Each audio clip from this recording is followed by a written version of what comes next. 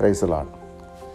இன்றைக்கி ஆண்டவர் கொடுத்துருக்கிற ஒரு அற்புதமான ஒரு சத்திய வசனம், சுத்தம் உள்ளவர்களுக்கு சகலமும் சுத்தமாக இருக்கும், அசுத்தம் உள்ளவர்களுக்கும் அவிசுவாசம் உள்ளவர்களுக்கும் ஒன்றும் சுத்தமாக இராது. இந்த வசனம் தீத்துல இருக்குது. தீத்துவுக்கு எழுதின கடிதத்தில் 1ஆம் அதிகாரம் 15-16 வசனங்கள் இவ்வாறு சொல்லுகிறது: சுத்தம் உள்ளவர்களுக்கு சகலமும் சுத்தமாக இருக்கும், அசுத்தம் உள்ளவர்களுக்கும் அவ்விசுவாசிகளுக்கும் ஒன்றும் சுத்தமாயிராது. அவர்களுடைய புத்தியும் மனசாட்சியும் அசுத்தமாக இருக்கும். அவர்கள் தேவனை அறிந்திருக்கிறோம் என்று அறிக்கை பண்ணுகிறார்கள், கிரியைகளிலோ அவரை மறுதலிக்கிறார்கள். அவர்கள் அருவருக்கப்படத்தக்கவர்களும் கீழ்ப்படியாதவர்களும் எந்த நற்கிரியையும் செய்ய ஆகாதவர்களுமாய் இருக்கிறார்கள். அப்போது விசுவாசம் உள்ளவர்கள்ங்கிறது யார்? கர்த்தராகிய இயேசு கிறிஸ்துவை மனதார விசுவாசித்து அவருடைய நாமத்திலே பற்றுதலாக இருக்கிற ஒவ்வொருத்தரும் விசுவாசிகள். இவங்க ஒவ்வொருத்தர் வாழ்க்கையிலையும் நற்கிரியைகள் காணப்படும். அவர்களுக்கு ஒரு நல்ல மனசாட்சியும் இருக்கும். அதே நேரத்தில் அவ்விசுவாசி என்று சொல்லக்கூடியவங்க கர்த்தராகிய இயேசு கிறிஸ்துவை உண்மையிலேயே விசுவசியாதவங்க. இவங்க அவரை அறிந்திருக்கிறோம் என்று சொல்லுவாங்க, ஆனால் அவர்களுடைய கிரியை அவரை மறுதலிக்கிறதாக இருக்கும். அவங்க வாழ்க்கை கர்த்தராகிய இயேசு கிறிஸ்துவை அறிந்ததாக இருக்காது. இவங்களுடைய மனசாட்சி எப்படிப்பட்டதாக இருக்கும்? அசுத்தம் உள்ளதாக இருக்கும். ஆகையினால இவங்க கீழ்ப்படியாதவங்களாக இருப்பாங்க. இவங்ககிட்ட இருந்து ஒரு நற்கிரியையும் காணப்படாது. இவங்க ஆகாதவர்களாகவும் இருப்பாங்க என்பதை நம்ம இன்னைக்கு ஒரு வாழ்க்கை வரலாறு, சவுலுடைய வாழ்க்கையிலிருந்தும் யோனாத்தானுடைய வாழ்க்கையிலிருந்தும் ஒரு திருஷ்டாந்தமாக தேவன் இன்னைக்கு நமக்கு வெளிப்படுத்துகிறாரு. 1 சாமுவேல் 14ஆம் அதிகாரத்திலிருந்து நம்ம இந்த வார்த்தைகளை தியானிப்போம். இங்கே ஒரு நடந்த சம்பவம். அது என்னென்னா, நம்ம யோனாத்தான் சவுலுடைய குமாரன், அவன் என்ன செய்கிறான்? இந்த இடத்துல வாசிப்போம். ஒரு நாள் சவுலின் குமாரனாகிய யோனாத்தான் தன் ஆயுததாரியாகிய வாலிபனை நோக்கி, நமக்கு எதிராக அந்த பக்கத்தில் இருக்கிற பெலிஸ்தரின் தானியத்திற்கு போவோம் வா என்று சொன்னான். அதை அவன் தன் தகப்பனுக்கு அறிவிக்கவில்லை. சவுல் கிபியாவின் கடைசி முனையாகிய மிக்ரோனிலே ஒரு மாதள மரத்தின் கீழ் இருந்தான். அவனோடு கூட இருந்த ஜனங்கள் ஏறக்குறைய 600 பேராய் இருந்தார்கள். சீலோவிலே கர்த்தருடைய ஆசாரியனாய் இருந்த ஏலியின் குமாரனாகிய பினேகாசுக்கு பிறந்த இக்கோபோத்தின் சகோதரனும் அகிதூபின் குமாரனுமாகிய அகியா என்பவன் ஏபோத்தை தரித்தவனாய் இருந்தான்.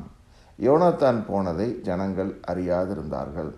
யோனாத்தான் தன் ஆயுததாரியாகிய வாலிபனை நோக்கி, விருத்த சேதனம் இல்லாதவர்களுடைய அந்த தானியத்திற்கு போவோம் வா. ஒருவேளை கர்த்தர் நமக்காக ஒரு காரியம் செய்வார். அநேகம் பேரை கொண்டாகிலும் கொஞ்சம் பேரை கொண்டாகிலும் ரட்சிக்க கர்த்தருக்கு தடையில்லை என்றான். அப்பொழுது அவன் ஆயுததாரி அவனை பார்த்து, உம்முடைய இருதயத்தில் இருக்கிறபடியெல்லாம் செய்யும், அப்படியே போம். இதோ உம்முடைய மனதுக்கு ஏற்றபடி நானும் உம்மோடு கூட வருகிறேன் என்றான். அதற்கு யோனாத்தான், இதோ நாம் கடந்து அந்த மனுஷரிடத்திற்கு போகிறவர்கள் போல அவர்களுக்கு நம்மை காண்பிப்போம். நாங்கள் உங்களிடத்திற்கு வருமட்டும் நில்லுங்கள் என்று நம்மோடு சொல்லுவார்களானால் நாம் அவர்களிடத்திற்கு ஏறி போகாமல் நம்முடைய நிலையில் நிற்போம். எங்களிடத்திற்கு ஏறி வாருங்கள் என்று சொல்வார்களானால் ஏறி போவோம். கர்த்தர் அவர்களை நம்முடைய கையில் ஒப்பு கொடுத்தார். இது நமக்கு அடையாளம் என்றான். அப்படியே அவர்கள் இருவரும் பெலிஸ்தரின் தானியத்திற்கு முன் தங்களை காண்பித்தார்கள். அப்பொழுது பெலிஸ்தர், இதோ எபிரேயர் ஒளிந்து கொண்டிருந்த வலைகளை விட்டு புறப்படுகிறார்கள் என்று சொல்லி தானியம் இருக்கிற மனுஷர் யோனாத்தானையும் அவன் ஆயுததாரியையும் பார்த்து, எங்களிடத்திற்கு ஏறி வாருங்கள், உங்களுக்கு புத்தி கற்பிப்போம் என்றார்கள். அப்பொழுது யோனாத்தான் தன் ஆயுததாரியை நோக்கி, என் பின்னாலே ஏறி வா, கர்த்தர் அவர்களை இஸ்ரவேலின் கையில் ஒப்பு கொடுத்தார் என்று சொல்லி, யோனாத்தான் தன் கைகளினாலும் தன் கால்களினாலும் தவழ்ந்து ஏறினான். அவன் ஆயுததாரி அவன் பின்னாலேயே ஏறினான். அப்பொழுது அவர்கள் யோனாத்தானுக்கு முன்பாக மடிந்து விழுந்தார்கள். அவன் ஆயுததாரியும் அவன் பின்னாலே வெட்டி கொண்டே போனான். யோனாத்தானும் அவன் ஆயுததாரியும் அடித்த அந்த முந்தின அடியிலே ஏறக்குறைய 20 பேர் அரையர் நிலமான விசாலத்திலே விழுந்தார்கள். பார்த்தீங்களா? இந்த சம்பவத்தில் நம்ம என்ன பார்க்குறோம்னா, யோனாத்தான் சவுலினுடைய குமாரன். இவன் விசுவாசம் உள்ளவன், கர்த்தரை விசுவசிக்கிறவன். இவன் என்ன செய்கிறான்? பெலிஸ்தியர்கள் தான் இஸ்ரவேலர்களுக்கு விரோதிகள். இவங்க தானயம் இறங்கி, அதாவது ஒரு மிலிட்ரி கேம்ப் ஒரு இடத்துல இருக்குது, பெலிஸ்தியர்களுடைய தானயம். அதுக்கு பக்கத்தில் இவங்க ஒரு பக்கத்தில் இருக்கிறாங்க. யூஸ்வலாக யுத்தம் வரும்போது 2 ராஜாக்கள் படைபலத்தோடு போய் மோதிக்கொள்கிறது தான் வழக்கம். ஆனால் இப்போ கேம்பிங்கில் தான் இருக்கிறாங்க, யுத்தத்துக்கு நான் வரல. இந்த நேரத்தில் யோனாத்தானுக்கு ஒரு எண்ணம் வருது. யோனாத்தான் என்ன சொல்கிறான் பாருங்கள், இந்த மாதிரி தன்னுடைய ஆயுததாரி, அவனோட கூட இருக்கிற அசிஸ்டண்ட்டு, அவனை கூப்பிட்டு சொல்கிறான், இந்த விருத்த சேதனம் இல்லாதவர்களுடைய இந்த தானயத்துக்கு நம்ம போவோம் வா. அவன் சொல்கிறதுல என்ன சொல்கிறான்னா, தே ஆர் நாட் சர்க்கம்சைஸ்ட், இவங்க தேவனே அறியாத ஜனங்க, இவனுங்க நமக்கு எதிராக நிற்க முடியாது என்று சொல்லி இவன் சொல்கிற வார்த்தையிலேயே அங்கே ஒரு விசுவாசம் அடங்கி இருக்கிறத பார்க்குறோம். அதே நேரத்தில் அவன் சொல்கிறான், ஒருவேளை கர்த்தர் நமக்காக ஒரு காரியம் செய்வார். பை சான்ஸ் அவன் சொல்கிறது ஒரு வேளைன்னு தான் சொல்கிறான். கர்த்தர் நமக்காக ஒரு காரியம் செய்வார், அநேகம் பேரை கொண்டாகிலும் கொஞ்சம் பேரை கொண்டாகிலும் ரட்சிக்க கர்த்தருக்கு தடையில்லை என்று சொல்கிறான். இப்போ விசுவாசத்தினாலே யோனாத்தான் சொன்ன இந்த வார்த்தை எத்தகையதுன்னு பார்த்தீங்கன்னா, he is making a statement of faith. நாவுனால ஒரு பாசிட்டிவாக ஒரு அறிக்கை ஒன்று செய்கிறான். சொல்கிறான், கர்த்தருக்கு பெரிய காரியமே இல்லை இந்த பெலிஸ்தியர்களை முறியடிக்கிறது. கொஞ்சம் பேர் இருந்தால் என்ன, அதிகம் பேர் இருந்தால் என்ன, ஆண்டவர் நினச்சா இவங்களை முறியடிக்கிறது ஒரு விஷயமே கிடையாது அப்படின்னு சொல்லிட்டு என்ன சொல்கிறான், நீயும் நானும் மட்டும் தைரியமாக அந்த சைடு போயிட்டு வருவோம், அவனுங்களை முறியடிப்போம் அப்படின்னு சொல்லி தன்னுடைய ஆயுததாரியின் இடத்துல ஒரு விசுவாசம் உள்ள ஒரு ஸ்டேட்மெண்ட்டை யோனாத்தான் வைக்கிறான். அப்போ அவனுடைய ஆயுததாரி சொல்கிறான், உம்முடைய இருதயத்தில் இருக்கிறபடியெல்லாம் செய்யும், அதே நேரத்தில் என்ன செய்ய, நான் உன் கூட வர்றேன் அப்படின்னு அவன் சப்போர்ட்டிவாக இருக்கிறான். ஆயுததாரிக்கு தெரியுது இவன் கர்த்தரை விசுவசிக்கிறவன், இவன் எடுக்கிற முடிவுகள் சரியாக இருக்கும்னு சொல்லி அவனுக்குள்ள ஒரு தீர்மானம் பாருங்கள். இப்போ அதற்கு யோனாத்தான், இதோ நாம் கடந்து அந்த மனுஷனிடத்திற்கு போகிறவர்களாக நம்மளை காண்பிப்போம், நம்ம என்ன செய்வோம், அவங்க முன்னாடி போவோம், ஒரு ஸ்ட்ராட்டஜி வைக்கிறான். இப்போ யோனாத்தான் என்ன சொல்கிறான்னா, ஒருவேளை கர்த்தர் நம்ம கையில் ஒப்பு கொடுப்பார். இப்போ யோனாத்தானுக்குள்ளே நம்ம இந்த பெலிஸ்தியரை முறியடிக்க முடியும், கர்த்தர் நம்ம கையில் அவங்கள ஒப்பு கொடுப்பார் என்று சொல்லி அவன் விசுவசிக்கிறான். ஆனால் அவனுக்குள்ள ஒரு கேள்வி இருக்குது, ஒருவேளை இது கர்த்தருடைய சித்தமா இப்படி செய்வது என்று சொல்லி. அப்போ அந்த நேரத்தில் அவன் அதற்கு ஒரு காரியத்தை செய்கிறான். அவன் ஆயுததாரிகிட்ட சொல்கிறான், நம்ம பாறையில் ஏறி போவோம், 2 செங்குத்தான பாறைகள் இருக்குது, அதை ஏறி தான் பெலிஸ்தியர்களுடைய தானியத்துக்கு போக வேண்டும். அப்படி நம்ம போகும்போது நம்ம அவங்கக்கிட்ட நம்மளை காண்பிப்போம், பெலிஸ்தியர்கள் அங்கேருந்து நம்மளை பார்க்கட்டும், எங்ககிட்ட ஏறி வா அப்படின்னு சொன்னானுங்கன்னா நம்ம தெரிந்து கொள்வோம் கர்த்தர் அவனுங்களை நம்ம கையில் ஒப்பு கொடுத்துட்டாருன்னு. அப்போ நம்ம தைரியமாக போவோம், நம்மளை வெற்றி பெற வைப்பார். ஒருவேளை அவனுங்க நம்மளை துரத்திக்கிட்டு அங்கேருந்து ஓடி வந்தானுங்கன்னா நம்ம என்ன செய்வோம், நம்ம இருக்கிற இடத்துல தரித்திருப்போம், நம்ம அங்கே போகக்கூடாது அப்படின்னு சொல்லி அவன் சொல்கிறான். இதை சொல்லிவிட்டு அங்கே போனவொடனே என்ன நடக்குது பாருங்கள், 12ஆம் வசனம். தானேயும் இருக்கிற மனுஷர் யோனாத்தானையும் அவன் ஆயுததாரியும் பார்த்து, எங்களிடத்திற்கு ஏறி வாருங்கள், உங்களுக்கு புத்தி கற்பிப்போம் என்றார்கள். அப்பொழுது யோனாத்தான் தன் ஆயுததாரியை நோக்கி, என் பின்னாலே ஏறி வா, கர்த்தர் அவர்களை இஸ்ரவேலின் கையிலே ஒப்பு கொடுத்தார் என்று சொல்லி. பார்த்தீங்களா, அவன் சொன்ன அந்த ஒரு வார்த்தையை வைத்து யோனாத்தான் முடிவு செய்து விட்டான், கர்த்தர் என் ஜெபத்தை கேட்டார். நான் கர்த்தருடைய நாமத்திலே சொன்னேன், இவர்களை என் கையில் ஒப்பு கொடுப்பார் என்று. அதற்கு நான் ஒரு அடையாளத்தை கேட்டிருந்தேன், அதையும் கர்த்தர் எனக்கு காண்பித்து கொடுத்தார். ஆகையினாலே இவர்களை என் கையில் ஒப்பு கொடுத்தார், வா என் பின்னாடின்னு சொல்கிறான். அதே மாதிரி 2 பேர் என்ன செய்கிறாங்க, ஏறி போகிறாங்க. யோனாத்தான் என்ன செய்கிறான், மேலே ஏறி போய் தன்னுடைய ஆயுதங்களோடு போகிறான். போகும்போது அவர்களை முறிய அடித்து பெரிய ஒரு சங்காரம் அங்கே நடக்குது பாருங்கள். யோனாத்தானும் வெட்டி கொண்டே போகிறான், அவனுடைய ஆயுததாரியும் அநேகரை கொன்று போடுகிறாங்க. 14ஆம் வசனம், யோனாத்தானும் அவன் ஆயுததாரியும் அடித்த அந்த முந்தின அடியிலே ஏறக்குறைய 20 பேர் அரையர் நிலமான விசாலத்திலே விழுந்தார்கள். அதுக்கு பிறகு கர்த்தரும் யுத்தம் பண்ணுறார் பாருங்கள். அப்பொழுது பாளையத்திலும் வெளியிலும் சகல ஜனங்களிலும் பயங்கரம் உண்டாகி தானியம் இருந்தவர்களும் கொள்ளையிட போன தண்டில் உள்ளவர்களும் கூட திகில் அடைந்தார்கள். பூமியும் அதிர்ந்தது, அது தேவனால் உண்டான பயங்கரமாய் இருந்தது. இப்படி கர்த்தர் அன்றைய தினம் இஸ்ரவேலை ரட்சித்தார். அந்த யுத்தம் பெத்தாவேன் மட்டும் நடந்தது. அது வாசிக்கும்போது இன்னும் ஒரு அற்புதமான ஒரு காரியம் வெளிப்படுகிறது பாருங்கள். அதாவது இஸ்ரவேலரை பெலிஸ்தர்கள் கையிலிருந்து ரட்சிப்பதற்கு தான் சவுலை ராஜாவாக கர்த்தர் தெரிந்து கொண்டார். இப்போ இந்த சவுல் ஆகாதவராக போயிட்டார், அவிசுவாசியாக போயிட்டார். ஆனால் அவருக்கு ஒரு மகன் இருக்கிறான், அவன் யோனாத்தான். அவனுக்குள்ள விசுவாசம் இருக்குது. கர்த்தர் அவனை கொண்டு இஸ்ரவேலுக்கு ஒரு ரட்சிப்பை அங்கே உண்டு பண்ணினார். ஏன்னா பாருங்கள், யோனாத்தான் போய் செஞ்சது ஒரு ஸ்டார்டிங் பாயிண்ட் தான். அவங்க தங்கி இருக்கிற அந்த பெரிய தானையும் அங்கே அவனுங்க ஏகப்பட்ட பேர் இருக்கிறானுங்க. இவன் போய் ஒரு 20 பேரை அடித்து காலி பண்ணுறான். காலி பண்ண அடுத்ததுக்கு பிறகு என்ன நடக்குது, அங்கே ஒரு பெரிய அமளி உண்டாகுது. அங்கே இருக்கிறவங்களுக்குள்ளார ஒரு சச்சரவு உண்டாகி அவங்களே ஒருவர் பட்டயம் ஒருவருக்கு விரோதமாக வரக்கூடிய ஒரு யுத்தம் நடந்து பெலிஸ்தியர்கள் முறிய அடிக்கப்பட்டு போகிறாங்க. ஒரு இடி முழக்கம் போரி அங்கே ஒன்று உண்டாகுது. இப்படி நடந்தது எதனால், கர்த்தரால் வந்த பயங்கரம். ஸோ பார்த்திங்கன்னா கர்த்தர் ஒரு பெரிய ரட்சிப்பை உண்டு பண்ணிட்டார். இப்போது இதுவரைக்கும் நம்ம வாசித்த இந்த பகுதி விசுவாசத்தினால் வரும் பலன். உங்களுக்கும் எனக்குள்ளேயும் அந்த அருமையான விசுவாசம் இருக்கும்போது நம்முடைய செயல்கள், சிந்தனைகள் சீர்படும். நல்லதொரு மனசாட்சி நமக்கு இருக்கும். அதன் மூலமாக நம்ம என்ன செய்வோம், கர்த்தருக்கு பிரியமானதை நம்ம செய்வோம். நம்முடைய சத்துருக்களை கர்த்தர் என்ன செய்வார், நம்ம கைகளில் ஒப்பு கொடுப்பார், விசுவாசம் இருக்கும் பொழுது. அதே நேரத்தில் அவிசுவாசம் உள்ளவங்களுக்கு என்ன சம்பவிக்கும் அப்படிங்கிறதுக்கு இந்த 2ஆம் பகுதியை நம்ம வாசிக்கிறோம். இதுவும் அதே நேரத்தில் நடந்த ஒரு காரியம். இப்போ சவுல் என்ன பண்ணுறான் பாருங்கள்.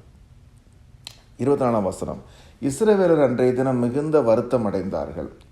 நான் என் சத்துருக்கள் கையிலே பழி வாங்க வேண்டும், சாயங்காலம் மட்டும் பொறுக்காமல் எவன் போஜனம் செய்கிறானோ அவன் சபிக்கப்பட்டவன் என்று சவுல் ஜனங்களுக்கு ஆணையிட்டு சொல்லியிருந்தபடியினால் ஜனங்களில் ஒருவரும் எவ்வளவேனும் போஜனம் பண்ணாதிருந்தார்கள். தேசத்து ஜனங்கள் எல்லோரும் ஒரு காட்டிலே வந்தார்கள். அங்கே வெளியிலே தேன்கூடு கட்டியிருந்தது. ஜனங்கள் காட்டிலே வந்தபோது இதோ தேன் ஒழுகி கொண்டிருந்தது. ஆனாலும் ஒருவனும் அதை தன் கையிலே தொட்டு தன் வாயிலே வைக்கவில்லை. ஜனங்கள் அந்த ஆணையின் நிமித்தம் பயப்பட்டார்கள். யோனாத்தான் தன் தகப்பன் ஜனங்களுக்கு ஆணையிட்டதை கேள்விப்படவில்லை. அவன் தன் கையிலிருந்த கோலை நீட்டி அதன் நுனியினாலே தேன்கூட்டை குத்தி அதை எடுத்து தன் வாயிலே போட்டுக்கொண்டான். அதனால் அவன் கண்கள் தெளிந்தது. அப்பொழுது ஜனங்களில் ஒருவன், இன்றைக்கு போஜனம் சாப்பிடுகிறவன் சபிக்கப்பட்டவன் என்று உம்முடைய தகப்பனார் ஜனங்களுக்கு உறுதியாய் ஆணையிட்டிருக்கிறார். ஆகையால் ஜனங்கள் விடாய்த்திருக்கிறார்கள் என்றான். அப்பொழுது யோனாத்தான், என் தகப்பன் தேசத்தின் ஜனங்களை கலகப்படுத்தினார். நான் இந்த தேனிலே கொஞ்சம் ருசி பார்த்ததினாலே என் கண்கள் தெளிந்திருக்கிறதை பாருங்கள். இன்றைய தினம் ஜனங்கள் தங்களுக்கு அகப்பட்ட தங்கள் சத்துருக்களின் கொள்ளையிலே ஏதாகிலும் புசித்திருந்தால் எத்தனை நலமாயிருக்கும். பெலிஸ்தருக்குள் உண்டான சங்காரம் மிகவும் அதிகமாக இருக்குமே என்றான். இப்போ பாருங்க, அவிசுவாசியான சவுல் என்ன பண்ணுறான், இவன் இந்த வெற்றியை பார்க்குறான். முதல்ல நான் கொஞ்சம் நிறைய இந்த முழு அதிகாரமும் எழுதலை, நீங்கள் வாசித்து பாருங்கள். இந்த 1 சாமுவேல் 14 அதிகாரம் முழுவதும் வாசித்து பார்த்தீங்கன்னா நடக்கிற சம்பவங்கள் சீக்வன்ஸாக அழகாக போட்டிருக்குது. நமக்கு இருக்கிற கொஞ்சம் நேரத்தினால நான் அதை எழுதலை. இப்போ பார்த்தீங்கன்னா இந்த சங்காரம் நடக்குது இல்லையா, பெலிஸ்தியர்கள் ஒருவரை ஒருவர் தாக்கி கொண்டு மரித்து போகிறத இந்த அமளியை கீழே இருந்து சவுல் பார்க்குறான். அவன் செக் பண்ண சொல்கிறான், யாருப்பா இந்த இதுக்கு காரணம், நம்ம கேம்பில் யாராவது இல்லையான்னு பாருங்கன்னு சொல்லும்போது தேடி பார்க்குறாங்க. யோனாத்தானையும் காணும், அவனுடைய ஆயுததாரியும் காணும். அப்போ அவங்க சொல்லிட்டாங்க, இதை பண்ணது யோனாத்தான் தான். அப்போ சவுலுக்கு தெரியுது ஒரு பெரிய வெற்றி கிடைச்சிருக்குது, நம்ம பையனை கொண்டு கர்த்தர் ஒரு பெரிய வெற்றியை கொடுத்துட்டாரு அப்படின்னு தெரியுது. இப்போ இவன் என்ன பண்ணுறான், அந்த விக்ட்ரியை இவன் கிளைம் பண்ணுறான். கர்த்தர் கொடுத்தார் விக்ட்ரி யோனாத்தானை கொண்டு. இப்போ இவன் என்ன பண்ணுறான், தனக்கு ஏதோ இவன் தான் பண்ண மாதிரி என்ன செய்கிறான், இன்னைக்கு சாயந்தரம் வரைக்கும் ஒருத்தனும் ஒன்றும் சாப்பிடக்கூடாது, பெலிஸ்தியர்களை பூரா அடித்து காலி பண்ணுற வரைக்கும் ஒருத்தரும் ஒன்றும் சாப்பிடக்கூடாதுன்னு சொல்லி ஒரு சபதம் பண்ணுறான். இப்படி பண்ணதுன்னு அவர் ஆணையிட்டுறான். ஆணையிட்ட உடனேயே பாருங்கள் சுச்சுவேஷன் எப்படி இருக்குது இந்த நேரம் பார்த்திங்கன்னா, ஜனங்க இப்போது பெலிஸ்தியர்களை போய் அவங்களுடைய பொருட்களை எல்லாம் கொள்ளையிட்டு அவங்க எல்லாத்தையும் திருப்பி கொண்டு வர வேண்டிய நேரம் இது. அந்த நேரத்தில் இவன் இப்படி ஒரு ஆணையிட்டதுனால ஒருத்தரும் சாப்பிடாமல் இருக்கிறதுனால எல்லாரும் மிகவும் சோர்வாக காணப்படுகிறாங்க. இந்த நேரத்தில் யோனாத்தான் வர்றான். அவனுக்கு தெரியாது இவனுடைய தகப்பன் பண்ண இந்த ஆணை. அவன் அங்கே இருக்கிற ஒரு தேன்கூட்டில் இருந்து தேனை எடுத்து அவன் சாப்பிட்றான். அவன் சாப்பிட்ட உடனே அவனுடைய கண்கள் தெளியுது. ஸோ we see that அவனும் இப்போ யுத்தத்தில் போயிட்டு வந்திருக்கிறான், மிகுந்த பசி இருக்கும். அப்போ அதை தேனை சாப்பிட்ட உடனே அவனுடைய கண்கள் தெளிவடைந்த உடனேயே பக்கத்தில் இருக்கிற ஒருத்தன் சொல்கிறான், உங்கள் அப்பா போட்டிருக்கிற ஆர்டர் உங்களுக்கு தெரியாதா, யாரும் சாப்பாட்டில் கையை வைக்கக்கூடாதுன்னு சொல்லியிருக்காரு அப்படின்னு சொன்ன உடனே தான் சொல்கிறான், எங்கள் அப்பா இந்த கூட்டத்தில் இருக்கிற அவ்வளோ பேரையும் கலகப்படுத்திட்டாரே அப்படின்னு சொல்லி வருத்தப்படுறான். ஏன்னா இன்றைக்கி முக்கியமான நாள், நம்ம யுத்தத்தில் இருக்க வேண்டிய நாள். நம்ம நல்லா சாப்பிட்டு தெம்பாக இருந்தால் தானே சத்துருக்களை போய் நம்ம அதம் பண்ண முடியும். இந்த நேரத்தில் போய் இப்படி ஒரு ரூலை எப்படி அவர் போட்டாருன்னு சொல்லி அவன் சொல்லிக்கிட்டு இருந்த அந்த நேரத்தில் என்ன செய்கிறாங்க, அவ்வளோ பேரும் என்ன பண்ண ஆரம்பிச்சிட்டாங்க பாருங்கள். அப்பொழுது ஜனங்கள் அது பாருங்கள், அதுக்கப்புறம் அப்பொழுது இதோ இரத்தத்தோடு இருக்கிறதை இன்றைய தினம் ஜனங்கள் தங்களுக்கு அகப்பட்ட தங்கள் சத்துருக்களின் கொள்ளையினாலே ஏதாகிலும் புசித்திருந்தால் எத்தனை நலமாக இருக்குன்னு யோனாத்தான் சொன்ன உடனேயே என்ன நடக்குது, அப்பொழுது நான் 31, 32 வசனங்கள் எழுதலை, இங்கே வாசித்து பார்த்தீங்கன்னா போட்டிருக்கு 31, 32. அவர்கள் அன்றைய தினம் மிக்மாசிலிருந்து அயலோன் மட்டும் பெலிஸ்தரை முறியடித்த போது ஜனங்கள் மிகவும் விடாய்த்திருந்தார்கள்.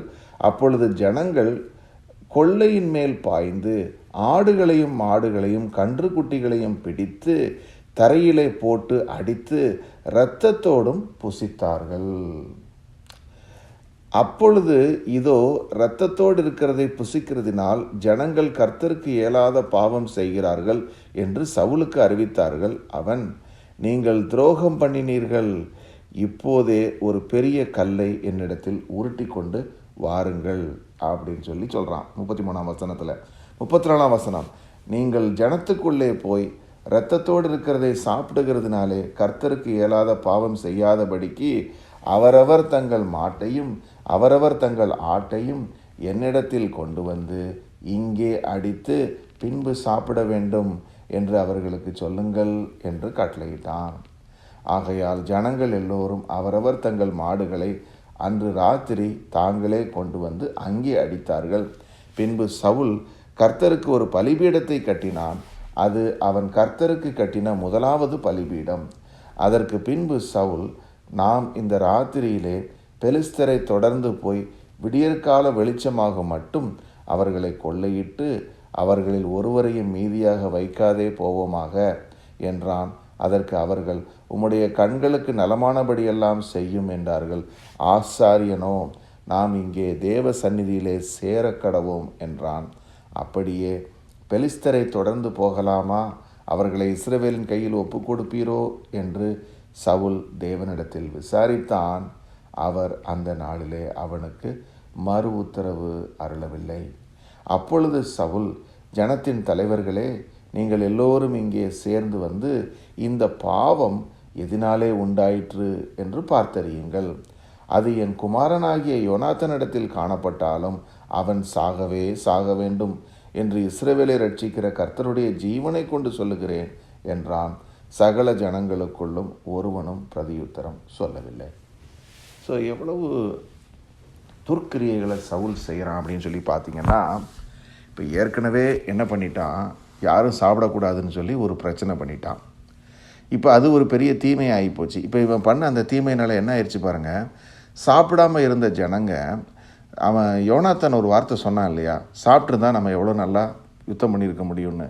அவன் சொன்னதை கேட்ட உடனே பசியில் அவங்க கொள்ளையிட்ட ஆடு மாடுகள் மேலே விழுந்து அதை அவங்க உடனடியாக என்ன செய்ய ஆரம்பிச்சிட்டாங்க, இரத்தத்தோடும் கூட புசிக்க ஆரம்பித்து விட்டாங்க. இதை சவுல் கேள்விப்படுறான். கேள்விப்பட்ட உடனேயே அவர் ஏதோ கர்த்தருக்காக வைராக்கியம் பாராட்டுறவர் மாதிரி என்ன சொல்கிறான் பாருங்க, ஏண்டா ரத்தத்தோடு சாப்பிட்றீங்க, கர்த்தர் உடன்படிக்கையில் சொல்லியிருக்காருல்ல, அப்படி சாப்பிடக்கூடாதுன்னு சொல்லி என்ன எப்படி தப்பு பண்ணுறீங்க அப்படின்னு சொல்லி எல்லோரும் என்ன பண்ணுங்க, ஒரு பெரிய கல்லை உருட்டி கொண்டு வந்து என் முன்னாடி போடுங்க. அவ்வளோ பேரும் அவன் ஆடு மாடு எல்லாத்தையும் கொண்டு வந்து என்ன செய்யணும், ஏன் முன்னாடி இந்த கல்லில் உட்காந்து அடித்து இங்கே தான் சாப்பிட்ணும் அப்படின்னு சொல்லி ஒரு ஆர்டர் போடுறான். பாருங்களேன், அவன் பண்ணுறது பூரா அக்கிரமம். ஆனால் அது யார் பேரில் பண்ணுறான், கர்த்தர் பேரில் தான் பண்ணுறான். ஏதோ கர்த்தருக்கு ரொம்ப பயந்தவ மாதிரியும் அவருடைய கட்டளைகளை சொல்லி, கர்த்தர் சொல்லியிருக்காரு பார்த்தியா, அதனால தான் நான் சொல்கிறேன் அப்படின்னு சொன்னதோட என்ன பண்ணியிருக்கணும், அவன் உண்மையிலேயே கர்த்தருக்கு பயப்படுறதுனால என்ன சொல்லியிருக்கணும், இவ்வளோ பெரிய வெற்றியை கர்த்தர் கொடுத்தாரே, முதல்ல அவருக்கு ஒரு பலிபீடத்தை கட்டு, சர்வாங்க தகன பலிகளை அவருக்கு செலுத்திட்டு எல்லோரும் சந்தோஷமாக உட்காந்து சாப்பிடுவோம் அப்படின்னு சொல்லியிருந்தான்னா அதுதான் உண்மையான தேவபக்தியாக இருந்திருக்கும். ஆனால் அவன் என்ன செய்கிறான் பாருங்கள், முதல்ல ஒரு கல்லை உருட்டிட்டு கொண்டு வந்து என் முன்னாடி கொண்டு வந்து போடு, அவ்வளோ பேரும் கிடச்சிருக்கிற ஆடு மாட்டை கொண்டு வந்து என் முன்னாடி அடித்து நீ சாப்பிடு. அது என்ன என் முன்னாடி அடித்து சாப்பிடு, அப்போ என்ன நான் தான் இங்கே இருக்கிறதுலே பெரிய ஆள், நான் சொன்னால் தான் இங்கே எல்லாம் நடக்கணும் அப்படிங்கிற மாதிரி தன்னை முன்னிலைப்படுத்தி தன்னை தேவனை போல காண்பிக்க விரும்புகிறான். ஸோ இவங்கெல்லாம் சாப்பிட்டு முடித்த பிறகு ஒரு பலிபீடத்தை அவர் கட்டுறார். கட்டி முடித்ததுக்கு பிறகு என்ன செய்கிறான் பாருங்கள், கட்டி முடித்ததுக்கு பிறகு அந்த காலையில் இப்போ போய் என்ன, இப்போ ஜனங்கள் முன்னாடி தன்னை காண்பிக்கணுமே, தான் கர்த்தருக்கு பயந்தவன் அப்படின்னு சொல்லி காண்பிக்கணும் இல்லையா, அதுக்காக ஜனங்களுக்காக செஞ்ச ஒரு காரியம். ஸோ பார்த்திங்கன்னா இதுதான் தேவ பக்தியின் வேஷத்தை தரித்து கொள்வது. ஜனங்க அங்கீகரிக்கணும், நான் ஒரு பக்தி உள்ளவன், நான் கர்த்தரோடு இருக்கிற மனுஷன் அப்படின்னு சொல்லி மற்றவங்க என்னை பார்த்து சர்டிஃபிகேட் கொடுக்கணும்னு சொல்லி எதிர்பார்க்குறது தான் இந்த அவ்விசுவாசத்தினுடைய ஒரு பெரிய அடையாளமாக இருக்கும். இதைத்தான் பரிசேயர்கள் செஞ்சாங்க இல்லையா. ஆண்டவராகிய இயேசு கிறிஸ்துவின் இடத்துல வந்த பரிசேயர்கள் மனம் திரும்ப முடியாமல் போனதுக்கு என்ன காரணம், அந்த குருடனை பார்த்து என்ன சொன்னாங்க, நீ மோசேயினுடைய சீஷன், நீ அந்தாளுடைய சீஷர், நாங்கள் மோசேயினுடைய சீஷர்கள் என்று சொல்லி தங்களை பெருமைப்படுத்தினாங்க. அதை மாதிரி அந்த ஒரு பரிசேயனுடைய ஆவி. இப்போ பாருங்கள் இந்த இடத்துல அதுக்கு பிறகு என்ன நடக்குது, காலையில் போய் நம்ம யுத்தத்துக்கு போவோம்னு சவுல் சொல்கிறான். சொல்லும்போது நம்ம போய் அவங்கள முழுவதும் கொள்ளையடிச்சிட்டு வந்துடுவோம் அப்படின்னு ஒரு உத்தரவை போட்ட உடனே அங்கே இருக்கிற ஆசாரியன் சொல்கிறான், எப்பா முதல்ல கர்த்தருடைய சமூகத்துக்கு கிட்டி வாங்கப்பா, கர்த்தர் என்ன சொல்கிறாருன்னு கேளுங்கிறத தான் அந்த ஆசாரியன் அப்படி சொல்கிறான். தேவ சந்நிதியில் சேருவோம் அப்படின்னு அந்த ஆசாரியன் சொன்ன உடனேயே இப்போ கேட்குறாங்க, சவுல் போய் தேவனிடத்தில் விசாரிக்கிறான், பெலிஸ்தரை தொடர்ந்து போகலாமா, அவங்களை எங்கள் கையில் ஒப்பு கொடுப்பீரோ என்று விசாரித்தான். கர்த்தர் அவனுக்கு மறுமொழி அளிக்கவில்லை. கர்த்தரிடத்திலிருந்து இந்த மாதிரி அவ்விசுவாசத்திலையும் இப்படிப்பட்ட ஒரு இதில் இருக்கிறவங்களுக்கு கர்த்தரிடத்துலேருந்து பதில் வருவதில்லை. ஸோ இதை பார்க்குறான். இப்போ பதில் வரலை அப்படின்னு தெரிஞ்சதுக்கு பிறகு இப்போ மறுபடியும் ஒரு தப்பு பண்ணுறான். என்ன பண்ணுறான், கர்த்தர் பதில் கொடுக்கலையா, அப்போ ஏதோ தப்பு நடந்திருக்கு, இங்கே எவனோ ஒருத்தன் குத்தம் பண்ணியிருக்கான் அப்படின்னு சொல்லி அடுத்தால ஒரு பெரிய தப்பு பண்ண பார்க்குறான். அவன் என்ன பண்ணுறான், எவனோ தப்பு பண்ணதுனால தான் இப்படி ஆயிடுச்சு, அதனால் என்ன செய்ய, ஒரு சீட்டு போடு, இந்த பக்கம் நானும் என் பையன் ஜோனாத்தனும் நிற்கிறோம், அந்த பக்கம் ஜனங்கள்லாம் நிற்கட்டும், நீங்கள் என்ன செய்யுங்க, ஒரு சீட்டு போடுங்க, யார் பேரில் சீட்டு விழுதோ அவன் தான் குற்றவாளின்னு சொன்ன உடனே இவன் சவுலுக்கும் யோனாத்தானும் நிற்கிற பகுதியில் வருது. அவங்க பேர் தான் வருது. வந்த உடனே என்ன செய்கிறான், ஜனங்க தப்பிச்சிட்டாங்க. ஜனங்க மேலே குத்தம் இல்லைன்னு ஆகிப்போச்சு. ஏன்னா அப்படி ஒருவேளை ஜனங்க பக்கம் வந்துருந்துச்சுன்னு வச்சுக்கோங்க, ஜனங்களை பூரா கொண்டு போட்டிருப்பான். ஏன்னா நீங்கள்லாம் ரத்தத்தோடு சாப்பிட்டீங்க, நீங்கள் சாப்பிட்டதுனால தான்டா குத்தம் ஆகி போச்சு, தேவன் எனக்கு பதில் கொடுக்கலன்னு சொல்லி அவங்க மேலே அந்த பழியை போட்டிருப்பான். கர்த்தர் கிருபையில் அவங்க காப்பாற்றப்பட்டாங்க. இப்போ இவன் பேர்லேயும் யோனாத்தான் பேர்லேயும் சீட்டு விழுந்தோடனே எங்கள் 2 பேர் பேர்லேயும் சீட்டு போடுங்கிறான். போடும்போது யார் பேர் வருது? யோனாத்தான் பேர் வருது. வந்த உடனேயே அவன் யோனாத்தானை கூப்பிட்டு சொல்கிறான், யோனாத்தானே நீ என்ன பண்ண, நீ சொல்லு, நீ சாக வேண்டும் அப்படிங்கிறான். முதல் வார்த்தையே என்ன, நீ சாக வேண்டும், நீ ஏதோ தப்பு பண்ணிட்ட அப்படின்னு சொல்லி யோனாத்தானை பார்த்து சொல்கிறான். அப்போ யோனாத்தானன் சொல்கிறான், ஆமாம் உண்மைதான், நீங்கள் சாப்பிடக்கூடாதுன்னு சொல்லி ஒரு ஆணையிட்டு இருந்ததா ஜனங்க சொன்னாங்க, அந்த ஆணை எனக்கு தெரியாது, நான் சாப்பிட்டுட்டேன் அப்படின்னு சொல்லி சொன்ன உடனேயே என்ன பண்ணுறான், அவன் ஏமாத்தலை பாருங்கள். விசுவாசமுள்ள யோனாத்தான் தன்னுடைய என்னை இன்னசென்ட், நான் இன்னசென்ட்னு சொல்லி அவன் போராடலை, அவன் உண்மையை சொல்கிறான். சொன்ன உடனேயே அவன் சவுல் சொல்கிறான் அவனை கொல்லணும் அப்படின்னு சொல்லும்போது ஜனங்க எல்லோரும் சேர்ந்து, இன்றைக்கி கர்த்தர் யோனாத்தான் மூலமாக இவ்வளோ பெரிய ரட்சிப்பை கொடுத்துருக்கிறாரு, எப்படி நீங்கள் அவன் மேலே கை போட முடியும் என்று சொல்லி ஜனங்க யோனாத்தானுக்காக நிற்கிறாங்க. அவன் மேலே கை போட கர்த்தர் அனுமதிக்கவில்லை. ஜனங்க எல்லோரும் சேர்ந்து சவுலுடைய அந்த ஈவில் பிளானை தோற்கடிக்கிறாங்க. பாருங்கள், யோனாத்தான் சொந்த பையன், கர்த்தர் அவன் மூலமாக வெற்றியை கொடுத்துருக்கிறாரு. ஆனால் கூட அதை ஒரு அப்ரிஷியேட் பண்ணாத ஒரு தகப்பனாக இருக்கிறான். இதுதான் ஒரு அவிசுவாசியாக இருக்கிற ஒரு மனுஷனுக்கு வரக்கூடிய மிகப்பெரிய அவலமான நிலைமை. இப்போ இது நமக்கு ஒரு பெரிய ஒரு பாடமாக இருக்குது. பாருங்கள், இந்த வசனத்தை நம்ம மறுபடியும் வாசிப்போம். சுத்தமுள்ளவர்களுக்கு சகலமும் சுத்தமாக இருக்கும். நமக்குள்ள சுத்தமுள்ள ஒரு மனசாட்சி இருக்கும், விசுவாசம் இருக்கிற பொழுது. ஆனால் அசுத்தமுள்ளவர்களாக்கும் அவ்விசுவாசிகளுக்கும் ஒன்றுமே சுத்தமாக இருக்காது. அவங்க வாழ்க்கையில் ஏதாவது 1-2 பெட்டருங்க, விசுவாசம் கிடையாதுங்க, ஆனால் 1-2 பெட்டர் இருக்குன்னு சொல்கிறதுக்கு ஒன்றுமே இருக்காது. பாருங்கள், ஒன்றும் சுத்தமாக இராது. அவர்களுடைய புத்தியும் மனசாட்சியும் அசுத்தமாக இருக்கும். அவங்க மனசில் வர்றதெல்லாம் கேடான சிந்தைகளும் குற்றமுள்ள ஒரு மனசாட்சியும் தான் அவங்களுக்கு இருக்குமே தவிர அவங்களுக்கு வேறு ஒன்றும் இருக்காது. ஆனால் அவங்க என்ன தெரியுமா செய்வாங்க, தேவனை அறிந்திருக்கிறோம் என்று அறிக்கை பண்ணுவாங்க. பாருங்கள், சவுல் அதைத்தான் செஞ்சான். எனக்கு தேவனை தெரியுங்கிற மாதிரி என்ன சொல்கிறான், கர்த்தருக்குடைய கட்டளை மாரி எப்படி நீங்கள் ரத்தத்தோடு சாப்பிட்டீங்கன்னு சொன்னால், அது மட்டுமல்ல ஒரு பலிபீடத்தை கட்டுன்னு சொல்லி சொன்னால், எல்லாம் தன்னை கர்த்தரை அறிந்திருக்கிறவர் மாதிரி காண்பிச்சான். ஆனால் கிரியைகளிலேயோ அவரை மறுதலித்தான். அப்படிப்பட்டவங்க எப்படிப்பட்டவங்களாக இருக்கிறாங்களா, அருவருக்கப்படத்தக்கவர்கள், அவங்க கீழ்ப்படியாதவர்கள், எந்த நற்கிரியையும் செய்ய ஆகாதவர்களாக இருக்கிறார்கள். அப்போது கிறிஸ்தவர்களுக்கு மத்தியிலே இப்படிப்பட்டவர்களும் இருப்பாங்க. இவங்க விசுவாசிகள் கிடையாது, இவங்க தேவபக்தியின் வேஷத்தை தரித்து கொண்டு நடக்கிற மனுஷர்கள். இவங்களுடைய செயல்களும் ஆகாததாக இருக்கும். இவங்க எப்படிப்பட்டவங்களாக இருப்பாங்க, அருவருக்கப்படத்தக்கவர்கள், கீழ்ப்படியாதவர்களாக இருப்பாங்க. ஆனால் வெளியில் பார்வைக்கு இதை நம்ம காண முடியாது. அதான் ஆண்டவர் சொன்னார், அவர்களுடைய கனிகளை கொண்டு அவர்களை அறியுங்கள். அவங்க கனிகள்ங்கிறது என்ன, அவங்க செய்யக்கூடிய கிரியை, அவங்க எப்படி யோசிக்கிறாங்க, யோசித்து என்ன மாதிரி செயல்கள் பண்ணுறாங்கங்கிறத வைத்து நம்ம கண்டுபிடித்து விடலாம் இவங்க அவிசுவாசிகள், இவங்களுடைய செயல்கள் ஒன்றும் சீரானதாக இருக்காது என்று சொல்லி. சரி, இது அவிசுவாசிகளுக்கு வரக்கூடிய துர்க்கிரியை, ஆபத்துகள்.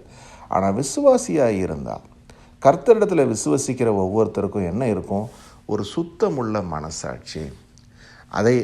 அது ரொம்ப முக்கியம். இன்னொரு விஷயம் என்னென்னா, நான் விசுவசிக்கிறேன் அப்படின்னு நம்ம சொன்னோம்னா நமக்குள்ள ஒரு சுத்த மனசாட்சி இருக்க வேணும், ஒரு கில்ட்டி ஃப்ரீ ஹார்ட் நமக்கு இருக்கணும். அப்போ தான் நமக்கு என்ன தெரியும், ஒரு சிறிய காரியத்தில் நம்ம சரியில்லாத ஒன்றை செய்தால் கர்த்தர் காமித்து கொடுத்து விடுவார். அதே நேரத்தில் நம்ம செய்கிற காரியம் சரியாக இருக்கும்போது என்ன செய்வார், மனசாட்சியின் மூலமாக கர்த்தர் நம்மளை வழி நடத்தி நமக்கு அந்த எண்ணங்களை கொடுப்பார். இந்த நேரத்தில் நம்ம என்ன செய்யணும், எழுந்து ஜெபிக்க வேண்டிய நேரமாக எழுந்து ஜெபி என்று கர்த்தர் சொல்லுகிற சத்தம் நம்ம காதுகளில் கேட்கும். வசனத்தை தியானிக்கும் போது அழகாக கற்றுக் கொடுப்பார். நம்ம வேலையில் இருக்கும்போதும் கூட ஆவியானவர் உதவி செய்வார். நம்ம வேலை நேரத்தில் யாரை சந்திக்கிறோமோ, என்னென்ன காரியங்களை செய்கிறோமோ எல்லாம் அவருடைய சித்தப்படி நடக்கும். அவ்வளவும் கர்த்தர் நமக்கு கூட இருந்து காரியங்களை நடப்பித்து கொடுக்கிறார். அப்போ விசுவாசத்தினாலே நம்ம அடையக்கூடிய பலன் மிகவும் பெரியதாக இருக்குது. ஆமென்.